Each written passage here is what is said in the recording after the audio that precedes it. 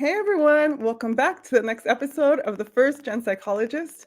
In this series, you will cover topics that destigmatize mental health, as well as topics for personal development and empowerment centered on the First Gen experience. I'm Dr. Lisette, aka the First Gen Psychologist. My pronouns are she, her, ella. I'm a First Gen Latina psychologist, leadership coach, writer, speaker, and today I am your host. Today's topic is titled, or Inherited Patterns, Unraveling Marianismo and Scarcity Mindset in Our Epigenetics. And I don't know about you all, but I'm very excited to learn about this and to also learn more about how it applies to the populations I work with and myself, because this isn't something I have delved into deeply. So I'm really excited to learn from you today, Cynthia. So let me share with you a little bit about Cynthia Perez, LCSW, who is an inner child hype woman and a first gen therapist. And so Cynthia is a first gen Chicana therapist, creative, writer, and friend. Cynthia works through intergenerational scarcity mindset by believing in and betting on herself. Cynthia's most recent calling is to be in community with and in service of helping first generation Latinas stand firmly in all of their magic and gifts. And so, like that sentence, I was like, we have to be intentional in all of our magic and gifts, y'all. So, Cynthia, it is such a pleasure to have you here today. How are you? Thank you, Lisette. I'm good. Thank you for having me. And from the moment I saw that you were having this podcast, The First Gen Psychologist, I'm like, we need that. So to be on here is an honor. I thank you so much for even hosting this and having me on. Yeah, no, I'm so excited. And like I said, I learned so much from all of my guests too. So sometimes I feel it's almost like this like self-project, which I'm sure you can relate to as a person who has their own podcast and like navigating that. But Yeah. mhm, Yeah. Just like I've been in spaces with my friends, comadres, where our yeah, conversations are the healing, are the like essence. So to have a platform yeah, to share these healing conversations is so beautiful. Absolutely. absolutely. So let's get into it because I know we don't have as much time together. And so, what is Marianismo and how does it manifest in our society today? Big question. Thank you. I love Yeah. that Marianismo is coming up more and more. So just a little bit of background about myself. I have my bachelor's in Chicano Latino Studies in 2006. And when I was doing that, people were like, why would you get a degree in Chicano Latino Studies? My immigrant parents were like, we're paying for your college so that you can learn how to be a Latina. Like that was their idea. Oh, And I was like, no, okay. it's really studying the impacts of Latinidad in the US and the history. And they're like, no. And so I always had this gravitational pull towards Marianismo. And it's really just in being a therapist in the more recent years that I was like, we have to talk about it because a lot of people are like, what is Marianismo?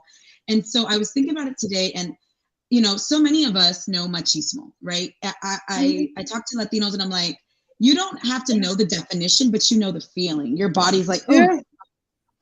so Marianismo is the counterpart to Yeah. machismo. It's like you can't have one without the other. And it's funny that Mhm. everybody knows machismo because once again, we are centering patriarchy.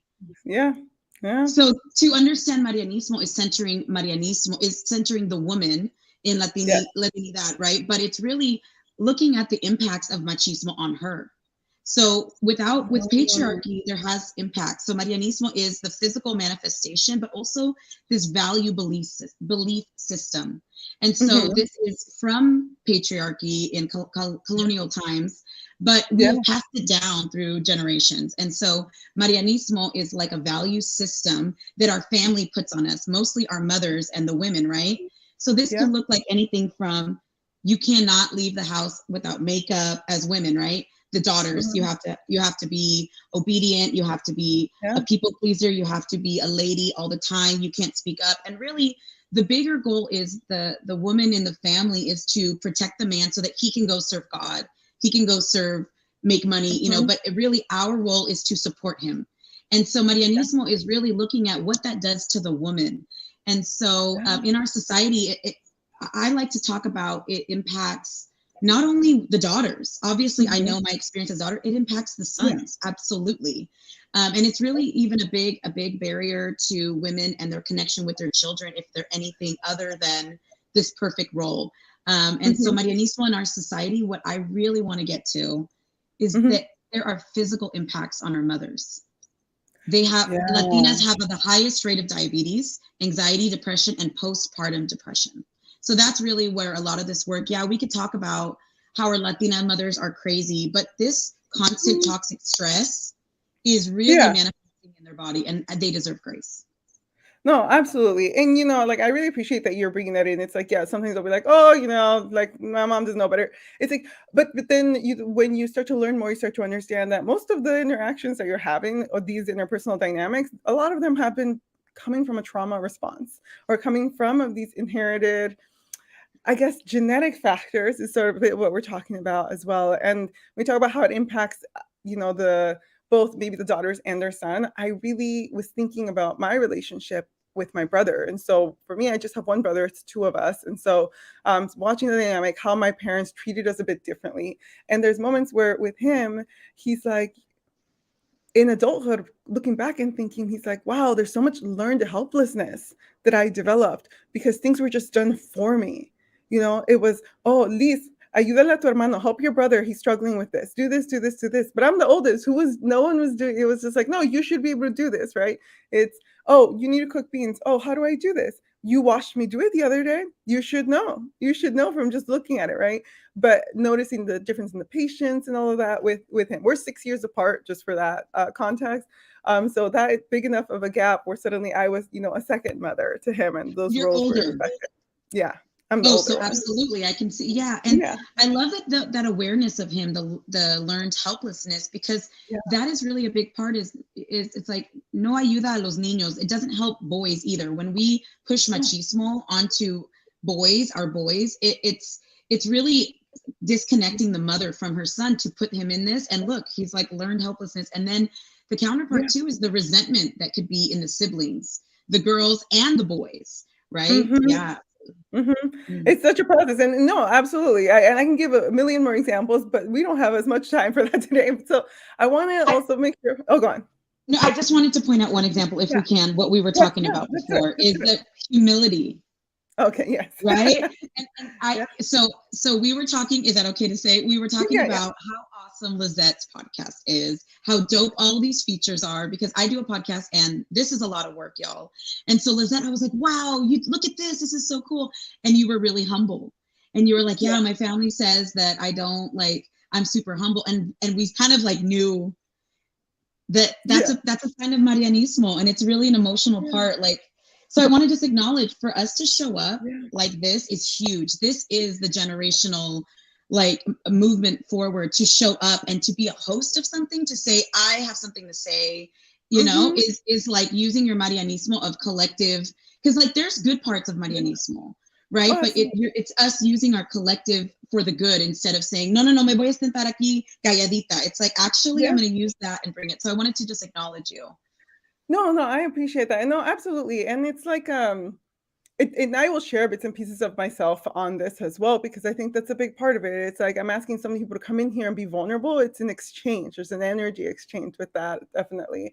And with this, I think in my mind, I'm just like, I'm not doing anything that anyone else can't do, right? And I think it's working through that and taking up space and recognizing, is this coming from my discomfort of taking up space and being more in that spotlight and owning that, which, as we should when we're doing amazing things, feel comfortable and confident with doing that. But even as I talk about it, I feel the discomfort in my body. I feel I'm just like, oh, we're focusing more on me, but that's okay, right? And so I say that to also normalize it, because it's uncomfortable, but we have to have the conversations to get through them. And so it's definitely a process. Yeah. But yeah, no, thank you for bringing up that example. I feel almost hesitant to move on to the next question, to be honest with you, because it switches us a little bit. And so, but I also want to learn. So let me just transition into that briefly. No worries. To understand the scarcity mindset, because this is literally what I just experienced in this moment. Yes, absolutely, right. And so, so I wanted to just, I've had this full circle year. You said, I left my job in healthcare, and I got this beautiful, I really think my ancestors led me here, but I got this job offering to do telehealth therapy. I was able to leave my job, and I get to schedule myself. I do it right now at 11, and I get to say, I want to work with adults. And so a lot of my work is with first-gen college students. I work with primarily the immigrant population of the campesinos in California. That is particularly who I get to work with.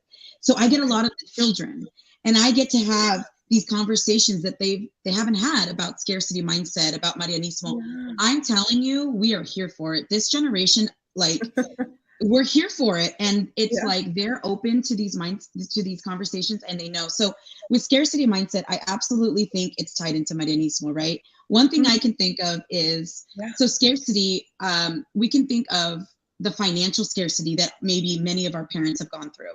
My parents on Mhm. both sides were born poor, but I never considered that because I was born in America in a middle class neighborhood. So while I saw my parents doing scarcity things, I never Yeah. even acknowledged it because I was like one of my white friends in my mind. Mm. So to Mhm. skip that generation, I really was not understanding why my parents made me eat food with mold on it, made me, and I'm like, but we have money.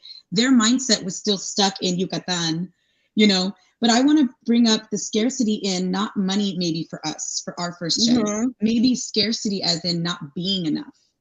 See, our parents Yeah. were like the not have enough generation, so they gave us stuff in like Mhm. we have to work hard so you can go to school, so we could give you.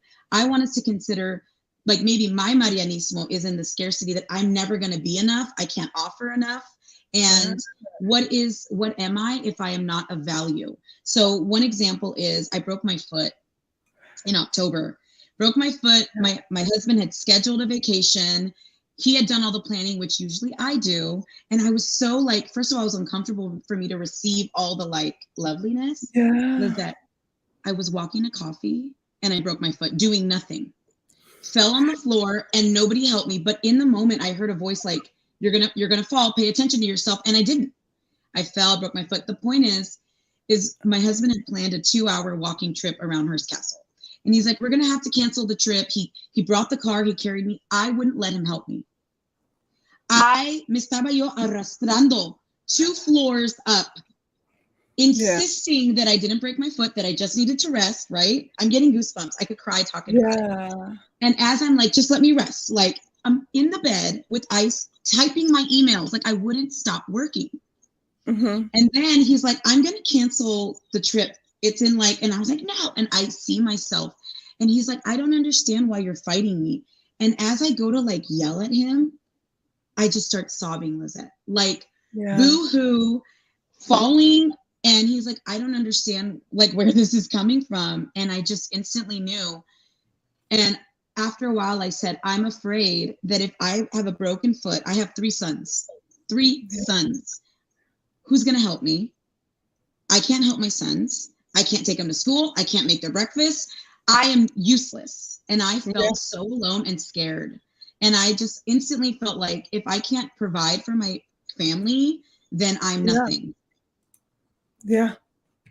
Yeah, and that's awful. That's an awful feeling and experience, and I'm glad that you had it sounds like your husband was aware in that moment of like, I need to push back on you. Let me like support you in this way by pushing back.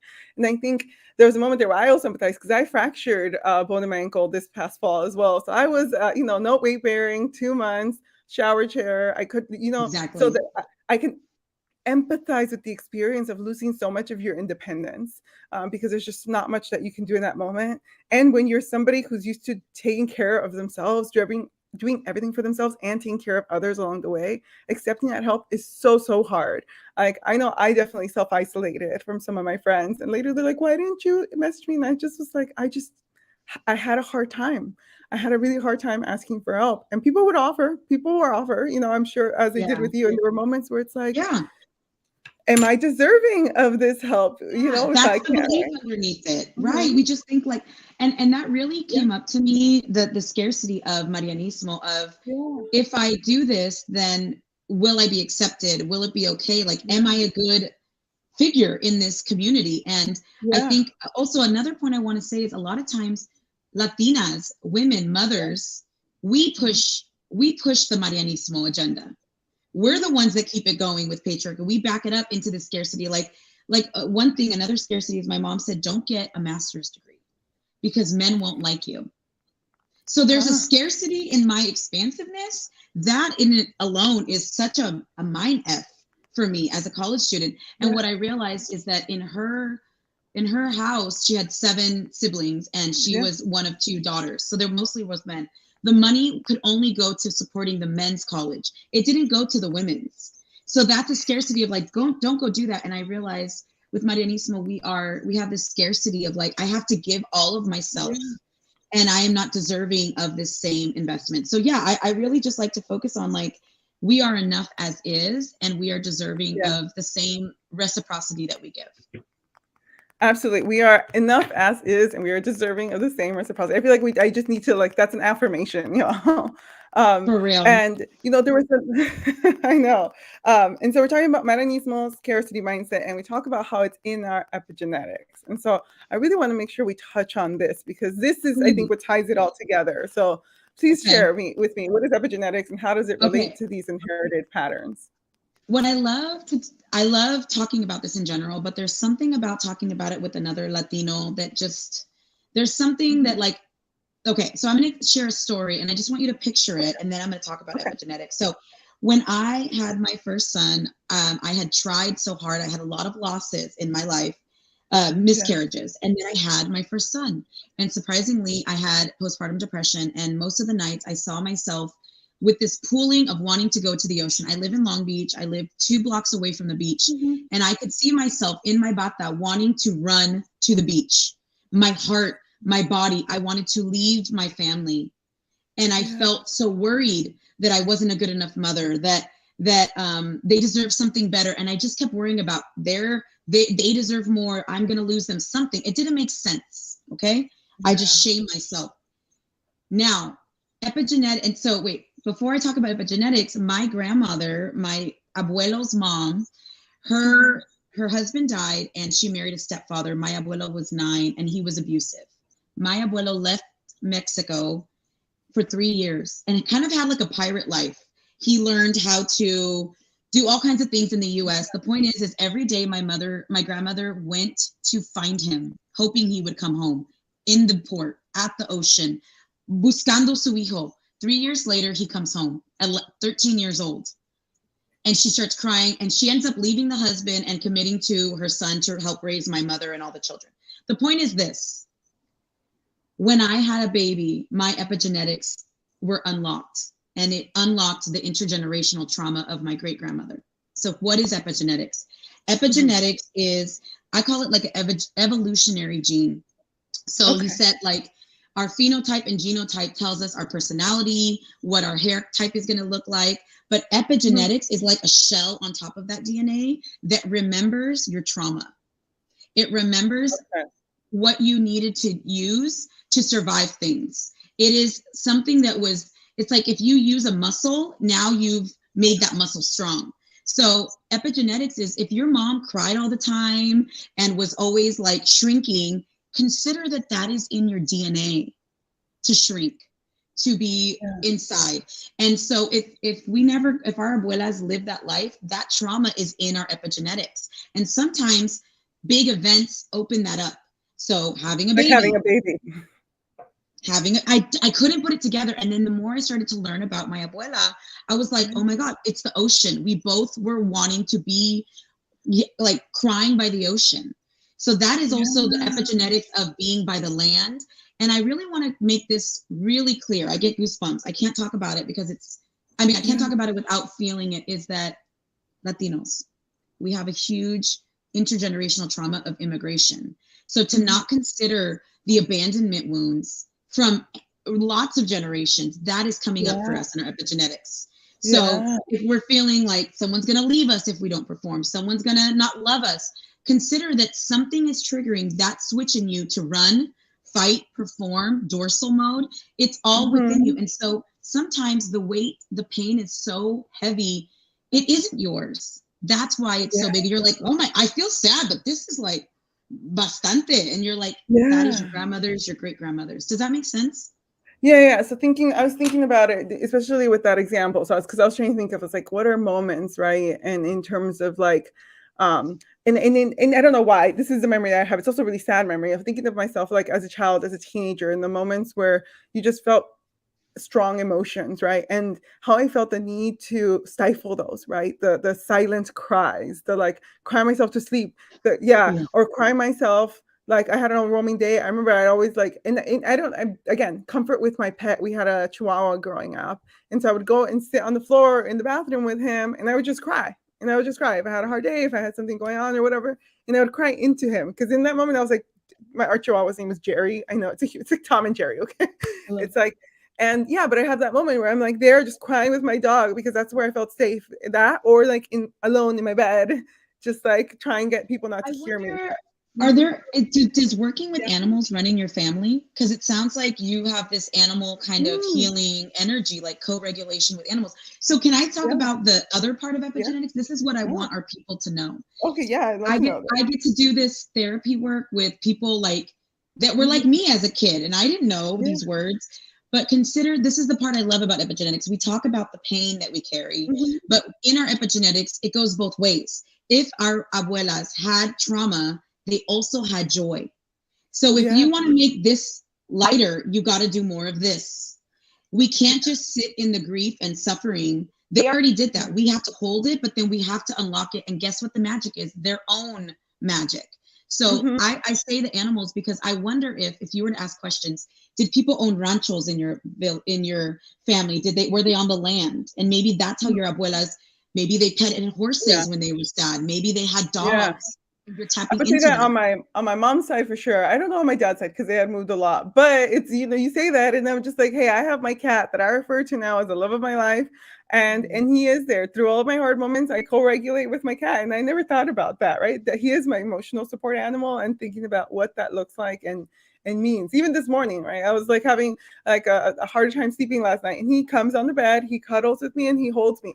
And there's moments where I'm like, my cat is the big spoon right now. And y'all like, I mean, he's a big cat, but I am definitely way bigger than him. And it's kind of cute when I see him be the big spoon. And I'm like, I'm the little spoon right now. This is interesting with my cat, right? What I'm thinking of too, Lizette, is how we were talking about receiving before we got live. And look, you do let your cat give you love. So even pointing out those things of like, you are letting things, anything love on you. It's just en la manera que tú puedes. And I really like to highlight, you know what you need.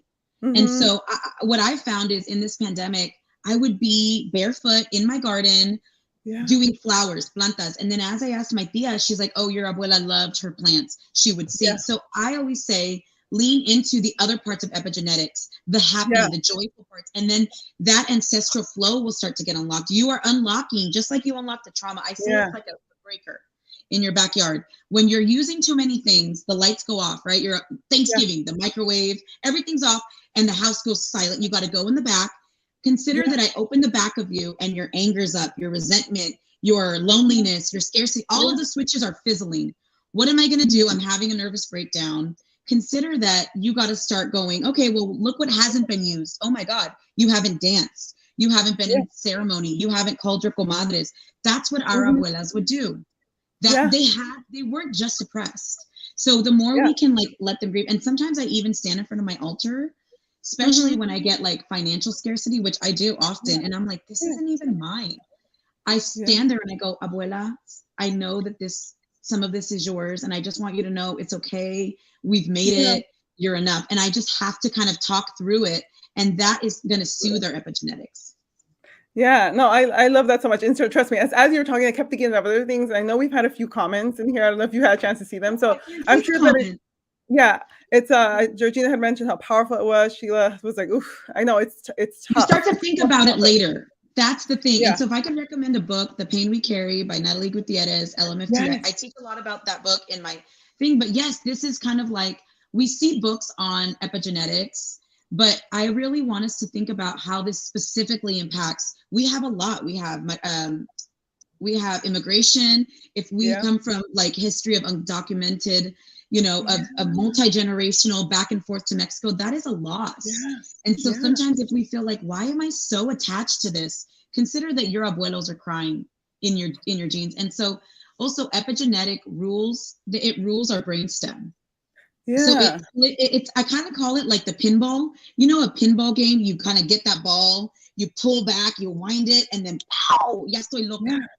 Consider that sometimes something will set us off and it's just that pinball and you don't know why you're like crying, yelling, rageful. Consider that something set off that Marianismo wound. within you. Yeah, no, I'm definitely, I feel like I have so much to reflect on and such good food for thought for me just generally. And so I'm sure that the folks who are listening live or watching live and people who will watch it later will have similar experiences. And so with that, I wanted to transition to learning more about how people can connect with you. How can we support you in your work? I know you mentioned you predominantly are working with like first gen college students, but I know you have other offerings. And so Yeah. share about that. My mom, when my friends would call the house in high school, she'd be like, Yeah. "Ay, Cynthia está trabajando." She works like a Mexicana to live like an American. And I used to get so offended, but now I get it. She was saying that I'm a hard worker because I always had like 3 jobs since college. So now I was like, well, that's just one chamba. So I do private telehealth therapy. That's one thing. So that's separate. That's just my honor. But rooted in reflection, I curate these conversations because I feel like we need a space for us. So if you find me on rootedinreflection.org, you'll see just my calendar of events. I've been lucky enough, Adriana of Latinx Therapy sponsored 5 of my CEUs because she believed in the topics. So I have 5 CEUs for social workers, therapists, MSWs, MFTs in California. And I do topics like this: epigenetics and Marianismo, altars and rituals, inner child healing, but they're all from a decolonized approach and really looking at the impact and the intersection of oppression and just these systems. And I also do private gatherings for schools. And if you want a free event, I have 2 free events coming up. One is at the California Endowment Center, July 21st, talking about epigenetics, Marianismo. Look up my events on Rooted in Reflection on my Instagram. Yeah. That's awesome. I love how the caveat at the beginning or the story behind it. It's like I was always a hard worker. So I was kind of, and I get it, right? I get it. I'm like, I have so many things that I'm passionate about, and I just always jump straight into them. And then I look back and I'm like, I'm wearing 6 different hats. How did I do that? And it's all things I'm like just very excited and passionate to be doing. So I love everything that you do. I'm so grateful to have had you on here today. I feel very privileged to have been able to share this time with you, and with the folks who tuned in with us live. I'm so grateful for them as well. And I would just want to say thank you to you because I love this topic. This is actually one of my favorite topics, but everybody wants to do the inner child, which I love inner child, but I kind of want to say that like, in order to heal our inner child, we have to heal the Marianismo wound, and they're related. So I appreciate you letting me talk about this. This is for us, This is for us. I mean, the whole, this whole series is for us because my thought process in terms of being first gen is when I was growing up, I had so many thoughts of I need to figure out how I can open these doors for me and get into the door and all of these spaces. And then when I started getting into these spaces, I was realizing I don't actually want to be in these spaces. I thought I wanted to be in these spaces, but these spaces are not what I expected them to be. And instead of like going and thinking, oh, well, I don't have any other options, I'm like, well, no, we can create these spaces for ourselves. We can create these spaces for our communities. And in fact, I much rather build it that way because then you're already approaching it without all of these more oppressive systemic I want to keep saying systems, oppressive systemic policies. That's the term. Yeah. When you're what I love too, and I say this inclusively, there's not to say that I don't like to be in other groups, but there's something about when you're sitting at a table, and it could be the whole Latino diaspora, the Afro Latino diaspora, all of it. There's something about you don't have to say all the nuances. I was at a conference recently, and I noticed that I was like, I just want to see what the keynotes are saying, and it was great. But I felt like, why do Latinas have to be even more than great? Like some Americans can just be average, but we have to be like, we have to dance, we got to shimmy, we got to. And so sometimes in these spaces, I love that we can just be like, because our vulnerable is huge. The stories that we have, that our mothers have, I just feel like we got to honor how much we bring to the table just in our wisdom. So I love it. Thank you so much, Lisette. Absolutely. Well, thank you so much again, Cynthia. For those of you who are tuning in now, remember you can contact Cynthia on her social media on Instagram, or you can also go on the website, rootedinreflection.org. Please share this episode with anyone who you think may benefit from it. You can share the YouTube link. It's free. And yes, I will continue to go live as a first-gen psychologist every Tuesday at 10 a.m. for as long as I can. That's kind of my goal. So we'll see and we'll Um, go. And also, I think you said you couldn't see any of the comments, but we had a few comments that said I thank see you. it now. Thank you, Okay. everybody. I appreciate it. All right. Thank you, everyone. Have a great rest of your days.